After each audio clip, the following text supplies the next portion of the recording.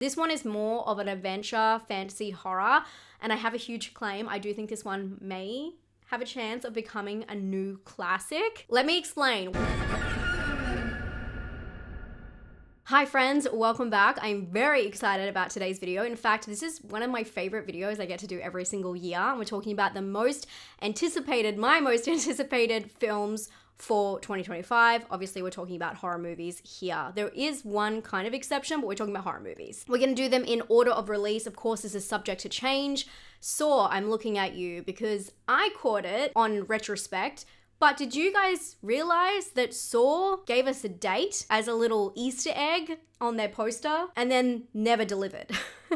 So these are always subject to change. Things change throughout the year for so many different reasons in film release and distribution. Speaking of that, we're gonna talk about the hard stuff. Why are there so many different sequels, requels, reboots? Let's just call them franchise films. Why are there so many? Well, you'll only have to look at these numbers from last year to see why they keep hyping them up. So make sure to get out there and watch all of the original horror movies in cinemas this year. The ones you want to, of course. This list falls into I'm hyped and I'm curious about. The films I'm hyped for obviously speak for themselves, but there are a few films that I try and be optimistic about and I'm more curious about how they're gonna turn out. Also, I have a fun little game that you can play at home as you're watching along with this video. I'm talking about over 20 movies today. I thought it'd be fun for you at home to put them into categories. So in the comments, leave which films you have bets on for living up to the hype and what ones you think might blunder. Let's just be fun with it. No one knows the answer yet. And of course, I want you to pick what you think your dark horse is out of all of these films because we here like to bet on films and not animals. So what is your dark horse horror movie for 2025? Which film do you think is gonna blow us away and we don't even know it yet? But of course, saying let's not bet on animals, let's start with an animal horror movie. Wolfman, which is due out very soon. And this film has been in talks for a long time. In 2021, it was rumored that Ryan Gosling was meant to play the lead. But there's been a lot of changes with the Universal horror movie reboots, and Leigh Whannell now, Australian Leigh Whannell, is directing Wolfman. He also did Invisible Man. The film stars Julia Garner and Christopher Abbott, and of course it's based on the 1941 Universal monster version, but I imagine because it's set in modern times, it will be very different. Leigh Whannell co-wrote this film and what he did with Invisible Man, obviously he changed that plot. If you've seen the original Invisible Man, it is nothing like the remake, reboot, whatever you want to call it, the franchise film, the new one. But what I find really interesting about Wolfman, and I know a lot of people have some ums and ahs and some concerns, let's say, about January horror. Leigh Whannell has said that it's all practical effects in this film, no CGI. I don't know if that's in terms of just the transformation, but I am very excited about this possibility. He also said that not everyone will like the look of the Wolfman. So I'm thinking it may be something completely different, which leaves me very intrigued, especially since he noted a huge influence of this film being The Fly, which I'm having flashbacks to something that happened to me last year. You guys may have been there. Body horror, yay! The film is set in a remote farmhouse where a family is attacked by an unseen animal. So the next film, Companion, is more of a thriller, psychological thriller, dark comedy, it's labeled as, but I'm keeping it in this because I think a lot of horror fans will be excited for it, and I don't like to pigeonhole things. It just feels like this could have some horror elements. It's set to be released at the end of January and it has Jack Quaid and Sophie Thatcher. The film is about a chain of events that unravel on a weekend trip away at a billionaire's estate. I'm gonna be frank with you all, I have not looked into this one too much. I saw a little bit of the trailer when it came out a couple of months ago and I was sold. I have a really good feeling about this. I like a lot of the marketing material. Even just the poster alone has me intrigued. I'm hoping it's not a blink twice kind of situation, but that is all I know about it. And I am keen to go in as blind as possible. I would have watched the full trailer if it wasn't coming out so soon, but I'm not gonna do that to myself. I'm gonna be honest with you guys. I wanna go in blind as well. I try and hold back a lot of the details when I do read through films and what they're about, because sometimes these plot lines do give away something that happens halfway through the film. But this one coming so soon, I'm happy to stay in the dark with you guys. But what I do know is it's being sold in the trailer and on the poster as from the creators of Barbarian. And so if they're marketing it to people who like Barbarian, I will be seated, obviously. I loved Barbarian. And speaking about films I have full hype for, this next film, maybe my most anticipated film at the moment, is Presence. I talked about this film, I believe, last year in my most anticipated. It has been moved around, but now we know a little bit more. This is a Steven Soderbergh film, which is the reason I was all about it, and it's a horror film, but it stars Lucy Liu and Julia Fox. The story is about a family that become convinced that they are not alone in their new home. Very broad, very beige. That wouldn't normally get me, but there's always something about a Soderbergh film. I love what he does, and he doesn't choose beige film. So I know there's going to be more to it. And by the vibe of some of the marketing, the poster, Lucy Liu, Julia Fox, I know there's going to be something twisted in there. Unsane was his last entry into the kind of thriller horror sphere, and I very much enjoyed that film. I think it was one of my favorite, or around the top 5 at least, of that year of release. But I also really enjoyed Command Z, which is a darker sci-fi series. I just know there has got to be something more to this film, and I can't wait. It should be pretty accessible to most people in cinemas, so I'm very excited for this one. The next one, I think we're pretty set in stone for a February release because it's called Heart Eyes, and it's meant to be coming out in time for Valentine's Day. What we all love, some blood and murder on Valentine's. Actor Josh Rubin will be going behind the camera to direct this one, and it's co-written by Christopher Landon. This one seems like an old-fashioned whodunit popcorn slasher, and we kind of need one of those, especially every year, but we need one of those. It's been a while since we've had a good solar whodunit slasher, especially at the cinema. It stars Olivia Holt, Mason Gooding, and Devon Sawa. In this movie, we follow a small town that is under attack by the Heart Eyes killer, who targets couples on Valentine's Day. The best we can hope for is this becomes a repeated viewing every single year. Am I too excited? Probably a little bit, but I have hope. We have to have hope. I can have hope now. I can be wrong later. I'm happy to be wrong later. Let me have my hope. And Oz Perkins is back to deliver more horrors in The Monkey. With the success of Longlegs, I'm curious to see how this one will go. The film stars Theo James, Elijah Wood, and Perkins himself. The film is based on Stephen King's short story from Skeleton Crew, and it's about twin brothers who find their father's old toy in the attic, which sets off a gruesome, deathly chain reaction. This one will be released mid-February. Oz Perkins isn't everyone's cup of tea, so I'm excited to see how this goes. Ash is a horror sci-fi that is scheduled for a March release. Right now, it is only a limited release in American cinemas, but I'm hoping that's going to expand. This is about a woman who wakes up on a distant planet to find herself alone, and as she unravels the events, she discovers a terrifying truth. I'm keeping it vague for you guys. I want this to be mind-bending so bad, and I really think it's gonna have a point of difference, and it is directed by Flying Lotus. The film also stars Eiza Gonzalez and Aaron Paul, which I know you guys love Aaron Paul. And Flying Lotus is also listed in the cast, so I feel like there's something more going on here. I'm wondering how this is also gonna come together, because if she wakes up alone, are there gonna be flashbacks? What is actually happening? I'm an astronaut by trade, so I'm interested in anything that happens in space, naturally. I'm very curious to see what this one has to offer. I have been obsessed with the next film since I heard about it mid-2024. It's called Drop. This one is directed by Christopher Landon, and I'm finding a little bit of a pattern here, but we have seen this storyline before, but I do think it's going to be a little bit different. Landon has a thing for twists, even though it's giving 13 Game of Death. This movie is about a widowed mother who is on her first date in years, but she is bombarded mid-date with anonymous threatening messages. It stars Megan Fahey, who you'll know from Your Monster, The Bold Type, The White Lotus, and more recently, she was in The Perfect Couple. I really hope this one's gonna be a fun and twisted trip, and I hope to see it out in April. Okay, the next one is a little bit more dicey, and I more so have it on my curious list. I've been hyped for a lot of these so far, but this one I'm curious about. It's Until Dawn. If you are on my Twitch, you already know. If you guys don't know, I'm on Twitch 3 times a week.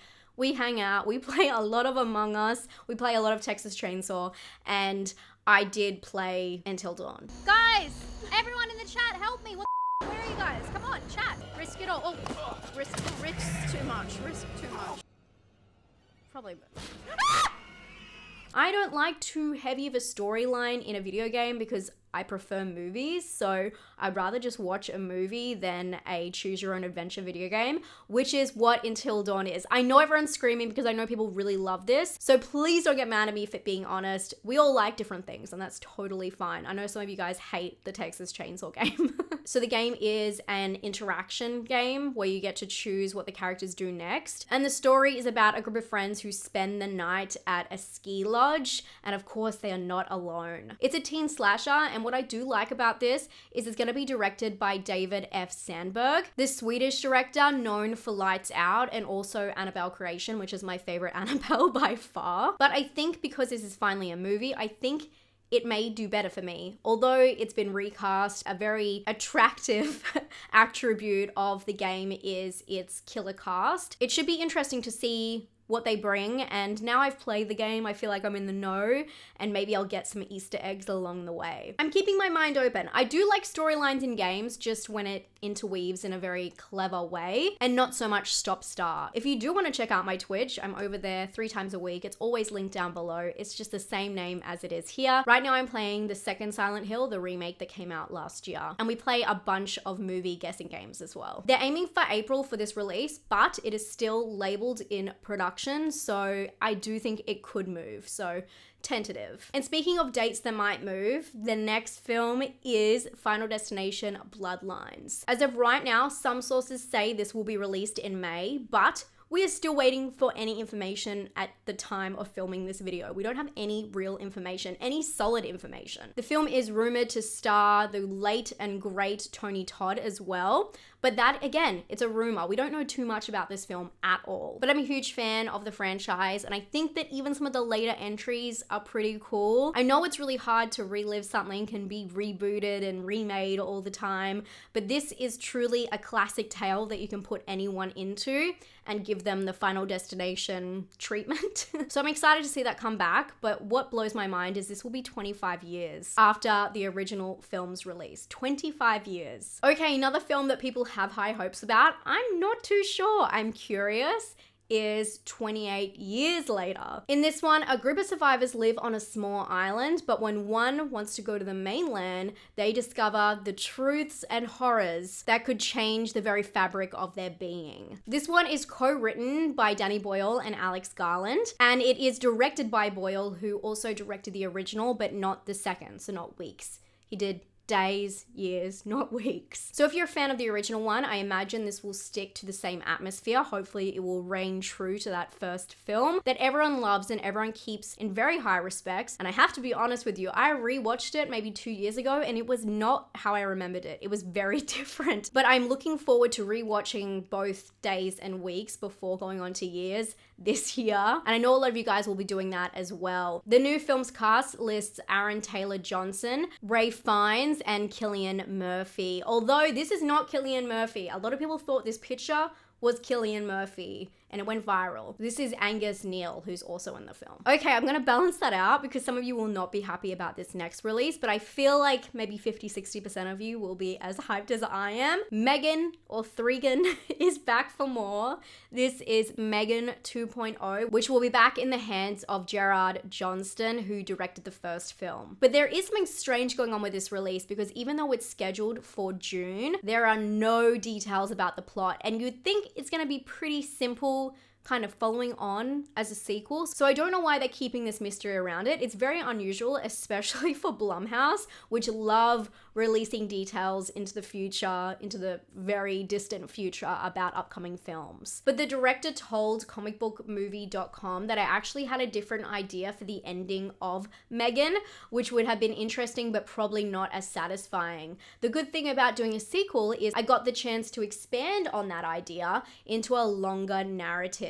So sadly, it does seem like it could be more of the same thing, but I have my hopes and dreams. I mean, as long as Megan breaks it down, does some dancing, and maybe has a new rendition of Titanium, I'm set. But what about this? Megan in space. Okay, back down to Earth. I know I sound a little bit loopy, but there is a reason as to why I think it's so strange we don't have any information about this sequel, because we have information already about a spin-off that is coming in 2026, and it's called Soulmate with an 8. This is going to be a spin-off within the same universe as Megan, so why don't we have information for Megan 2.0, which is coming out in just a few months. We have more information at this point about Soulmate. Imagine if she is in space. I'm ready to start a conspiracy theory about how there's a lost Megan film, Megan in space. Anyway, hopefully we'll have more information about that in the coming months. For those who also liked the film, found it enjoyable in a very campy way. And Soulmate, you'll get your chance. I'll be talking about you in about 11 months. Okay, speaking of franchise films, I Know What You Did Last Summer. It's back. It's labeled as a sequel. I don't know if you consider that more of a reboot, if it's around a new cast, but members of the original cast, including Jennifer Love Hewitt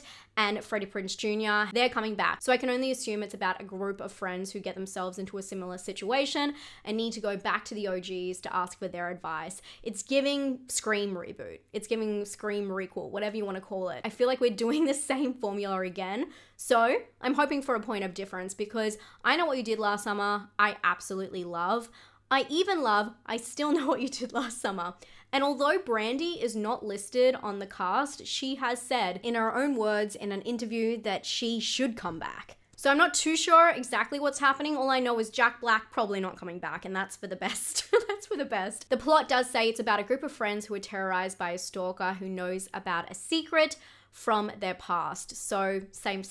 We'll see what happens, but I feel like it's getting the Scream treatment. Let's talk about another film that is based off something, but I swear this one's a little bit more original. The Bride. This one is expected in September. I'm assuming towards the end part of September, in time for October, and it's directed by Maggie Gyllenhaal. The story takes place in 1930s Chicago, where Dr. Frankenstein asks for help from another doctor to create a companion for his own creation. Together they give life to the bride, which sparks romance, police interest, and social change. The film stars Jessie Buckley, Jake Gyllenhaal, and Christian Bale, and people were frothing over these press release photos last year. I can't wait to see a teaser, just something more. I'm very interested in this film, and I'm very hopeful that it's going to come out in September as well. The next one is here because I'm very curious about it. I have to be honest, I'm nothing if not honest. I've already burnt myself in this video with a lot of opinions, but The Conjuring are saying they're gonna give their last rites this September. The Conjuring is beloved by a lot of fans, and I know why. We love Patrick Wilson, we love Vera Farmiga, but the series kind of fell off for me, and just the Warrens I have opinions on. But now they're threatening that they're gonna do this one last time, and I don't know if I believe them. We've been down this road before with many franchises that call it the end, the last, and then they pop up again. I don't know if they'll end it, and there are so many spin-offs, we have no clue. And they're not really giving us much. This blurb is killing me. The story is said to be about the Warrens taking one last terrifying case involving mysterious entities that they must confront. So your guess is as good as mine, because they're giving me nothing with this, but I am intrigued, if it is a last entry, how it will end. Maybe they'll go to space. I promise I'm going to get off my high horse in a second, but let's talk about the next one first, which is the next film in the Saw franchise. This was actually promised to us in 2024. Like I said at the start, we got a poster that clued us on to when the actual day of release. And then they just pretended like it didn't happen. So that is moved to this year, and I hope to see it. I am a little bit scared though, because it still is labeled pre-production. That could be an error, that could just be something they need to change, but I wouldn't be surprised if this moves to 2026. The Black Phone 2 was originally scheduled for June, but has been pushed back to October. And the original Black Phone, the first one, came out in 2021. I didn't realize it was that long ago. It felt like we were watching that like 2 years ago, maybe 2023 in cinemas. It's crazy that much time has already passed. The original was based on a Joe Hill story, and we followed a boy who was kidnapped by a bizarre villain called the Grabber, and this was played by Ethan Hawke. The film will extend on this story and perhaps give more details of the lore, hopefully. The good news is Scott Derrickson is back for this sequel. He directed the first one, so I'm excited for it to stay consistent, and this is good news for anyone who liked the original. Hopefully it will flow on from there and keep the same vibe. I loved the character of Gwen in the first one, so I'm very keen to revisit this universe and find out anything we missed the first time. I swear we do have some originals still to talk about, so please just stay with me. We're going through by date for what we have. I wouldn't have put all the franchise films back to back to back if I didn't have to. But Five Nights at Freddy's 2 is the last film I'm going to talk about today that has a tentative release date, and this will be in December. The first retelling, remake, adaptation, I don't know what you want to call this, of the video game was a very grim tale, a bizarre mix of the bleak lore. But it's not over for Five Nights at Freddy's. They'll be back for round 2. This is footage from the first film that I'm showing you right now, because just like in the first movie, Jim Henderson's Creature Shop will be providing the animatronics for the movie. And there's not much more information going on. All we know is the quote, "This time there will be no second chances." And Josh Hutcherson, Elizabeth Lail, Matthew Lillard, and Piper Rubio are back for more. There has been a lot of fake trailers, so just make sure you cite your sources. Double check. I know they'll be hyping this one up halfway through the year. So 2024 may have been the year of Nossie, but 2025 is the year of Frankenstein, or really Universal Monsters with the Wolfman, depending on how that turns out. Because not only do we have the Bride film coming out, but we also have Frankenstein. And this is directed by none other than Guillermo del Toro, so a lot of people are very hyped. And to add to that, it has a killer gothic cast, including Mia Goth, Oscar Isaac, Jacob Elordi, and more. And the storyline is very interesting for this one because it's set 40 years after Frankenstein takes place, I think. It's about a doctor who wants to continue the experiments of Dr. Frankenstein and needs to track down Frankenstein's monster, who is believed to have died 40 years earlier. What is happening? I need to know. I'm dying to know. The interesting thing about this as well is that Jacob Elordi originally wasn't casted for Frankenstein's monster. It was gonna be Andrew Garfield, which I think would have been so interesting. I like him as an actor, but I just can't see him as a Frankenstein's monster, and I can really see visually the Elordi. So I don't know. I'm very curious. Who would you rather see? Jacob? Are you team Jacob or team Andrew? So this one is to be announced for the date, but it is believed to be coming out in 2025, as are all of the next films I'm going to talk about. And the next one I'm very excited about. It's called Wildwood. Some of you may already be familiar with the story. This one is more of an adventure, fantasy, horror, and I have a huge claim. I do think this one may have a chance of becoming a new classic. Let me explain. Wildwood is based on a novel, a best-selling novel of the same name. And this will be a stop-frame animation movie. When the book was released, they announced straight away that they had plans to adapt it to screen. And this was all the way back in 2011, so it's taken that much time to get it right. In 2021, it was confirmed that Laika, the same production company that made Coraline, had signed on to do the film. And in 2022, the voice actors of the cast were revealed, and it's a doozy. We've got Peyton Elizabeth Lee, Jacob Tremblay, Kerry Mulligan, Mahershala Ali, Angela Bassett, Aquafina, Charlie Day, Tom Waits, and so many more. The story has similar themes to Coraline, and if it's done in the same kind of stylization, I do think it could be as beloved as Coraline. It's about a girl who sets off for an adventure in the woods to find her brother who has been kidnapped. They're currently in talks for distribution, so I don't think it's gonna be too long until we have a date for Wildwood. Okay, this next one I'm so excited to talk about. Dust Bunny.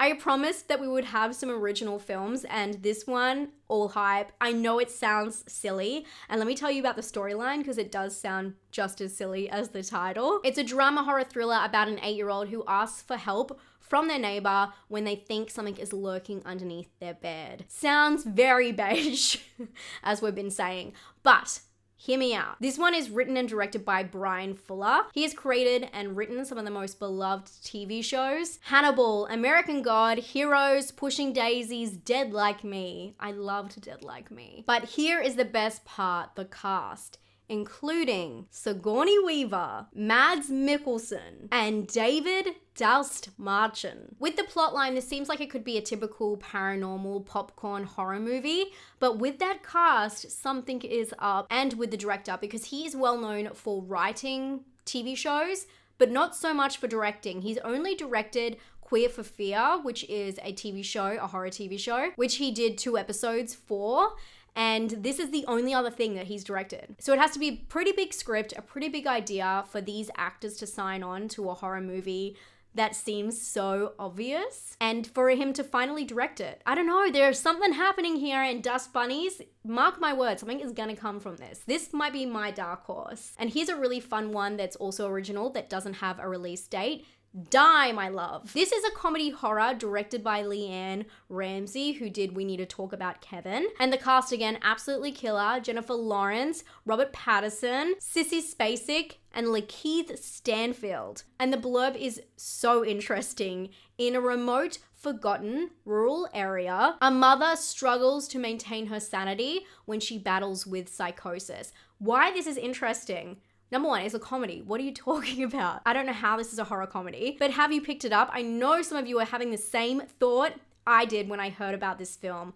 Jennifer Lawrence in a film about a mother in a isolated place. Sounds a lot like Mother to me. A film that really tore her apart. When we talk about films that really affected actors, this is Jennifer Lawrence's. She said she never wanted to feel the same way she felt when making that film. So why is she back filming this? This movie is based on a book that is set in the French countryside. If anyone has read the book of the same name, please sound off in the comments. I'd love to hear your thoughts if you think it can be easily adapted to screen. Don't give any spoilers, but I'm just curious. Okay, two other films that I really want to mention quite fast. Shelby Oaks. I did talk about this last year, so I don't want to spend too much time on it. I know a few of you guys have seen it in festival runs, and Chris Stuckman, who is the director, creator, he put out a video about 5 months ago talking about its release, and it has been picked up by Neon. It will be released this year in American cinemas at least, and they are in talks about what's going to happen internationally. Fingers crossed, I would love to see this one on the big screen. And then closer to my home is Talk to Me, the sequel. The second one, I tried to slide into some DMs shamelessly and try and get some info. There is nothing out. The IMDb page is giving nothing. I did think this was going to come out this year because it seemed like there was such a rush, or they were just very proactive to get things rolling as soon as it was greenlit for a sequel, but no information yet. Let's just keep our fingers on the pulse, keep our eyes peeled, and hopefully we'll be back having nightmares in no time. If there is nothing here that you find interesting, do not fret. Some of my favorite films every single year are films that I discover along the way, and all of those films tend to be original films, so not based on a franchise. I know that's what a lot of us are seeking, and they tend to drum up more excitement for these remakes or reboots or franchise films. It's just the way it works. So you're gonna hear more about the franchise films more than you do about the original films. But we didn't know about the substance at the start of 2024. So things will happen. I promise there'll be a film out there that will hopefully give you nightmares as well. But it's time to get your bets on. Leave your comments down below. What do you think is gonna be the best? What do you think is gonna be the worst? What is the dark horse of the year? Don't forget, I just did my top 10 non-horror films of 2024 if you wanna check that out. And I've already done a video talking about what horror movies and thrillers are coming to VOD this January. I will be back with my wrap up very soon. I'll talk to you all then. Stay safe and stay spooky. Bye, friends.